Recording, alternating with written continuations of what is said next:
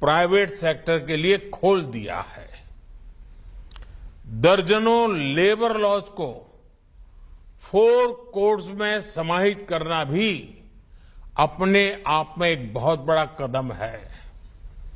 साथियों, कंप्लायंसेस के बोझ को कम करने के लिए और उसके लिए केंद्र और राज्य दोनों के स्तर पर अभूतपूर्व प्रयास चल रहे हैं।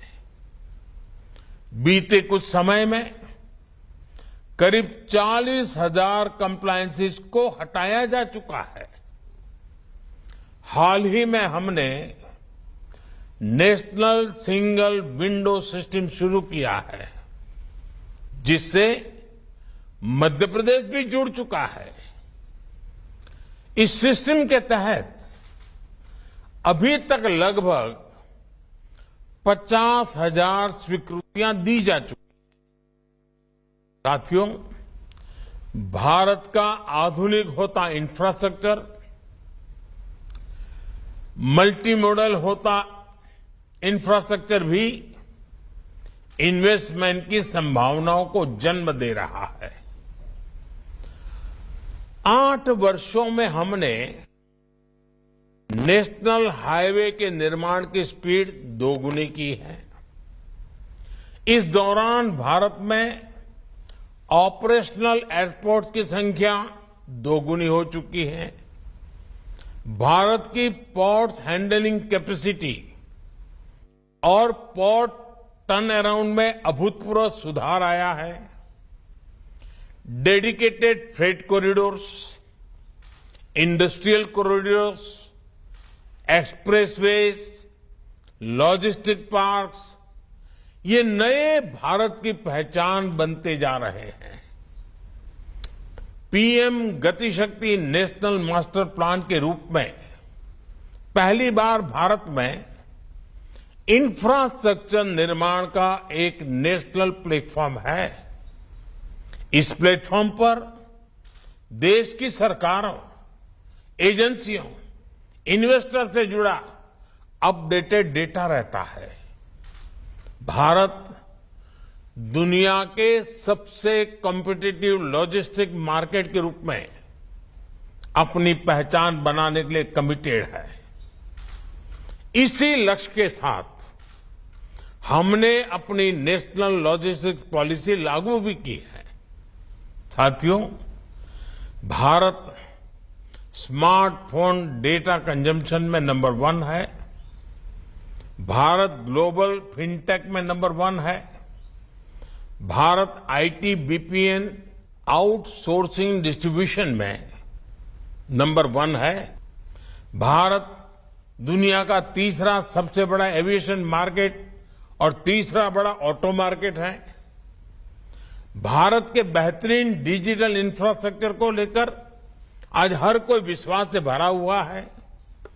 ये ग्लोबल ग्रोथ के लिए कितना जरूरी है, ये आप भली भांति जानते हैं। भारत एक तरफ गांव-गांव तक ऑप्टिकल फाइबर नेटवर्क पहुंचा रहा है, वहां तेजी से 5G नेटवर्क का विस्तार कर रहा है। 5G से हर इंडस्ट्री और कंज्यूमर के लिए इंटरनेट ऑफ थिंग्स से लेकर AI तक जो भी नए अवसर बन रहे हैं, वो भारत में विकास की गति को और तेज करेंगे। साथियों, इन सारे प्रयासों से ही आज मेक इन इंडिया को नई ताकत मिल रही है। मैन्युफैक्चरिंग की दुनिया में भारत तेजी से अपना विस्तार कर रहा है। प्रोडक्शन लिंक इंसेंटिव स्कीम के तहत 2.5 लाख करोड़ रुपए से ज्यादा के इंसेंटिव की घोषणा की जा चुकी है। ये स्कीम दुनिया भर के मैन्युफैक्चरर्स में पॉपुलर हो रही है। इस स्कीम के तहत अब तक अलग अलग सेक्टर्स में लगभग 4 लाख करोड़ रुपए प्रोडक्शन हो चुका है। मध्य प्रदेश में भी इस स्कीम की वजह से सैकड़ों करोड़ रुपए का निवेश आया है। एमपी को बड़ा फार्मा हब बनाने में, बड़ा टेक्सटाइल हब बनाने में इस योजना का भी महत्व है। मेरा एमपी आ रहे इन्वेस्टर से आग्रह है कि पीएलआई स्कीम का ज्यादा से ज्यादा लाभ उठाएं।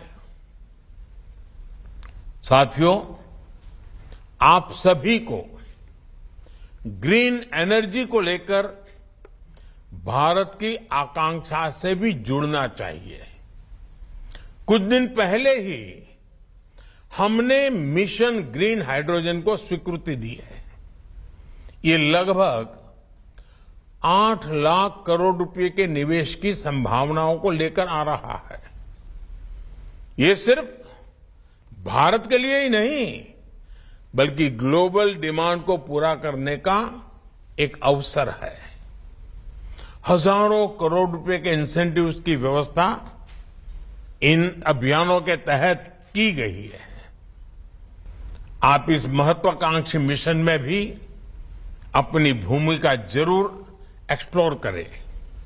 साथियों, हेल्थ हो, एग्रीकल्चर हो, न्यूट्रिशन हो, स्किल हो, इनोवेशन हो, हर लिहाज से भारत में नई संभावनाएं आपका इंतजार कर रही है।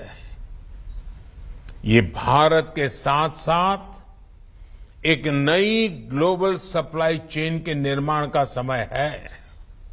इसलिए आप सभी का मैं फिर से बहुत बहुत स्वागत करता हूं। इस समिट को मेरी अनेक अनेक शुभकामनाएं हैं। मध्य प्रदेश का सामर्थ्य, मध्य प्रदेश के संकल्प आपकी प्रगति में 2 कदम आगे चलेंगे, मैं आपको विश्वास से कहता हूं। आप सबको बहुत बहुत धन्यवाद। नमस्कार। So that was, of course, Prime Minister Narendra Modi speaking at the MP Investors Summit. We're slipping into a very short break. On the other side, the big win for the makers of RRR. Details on the other side. This is the first nomination and first.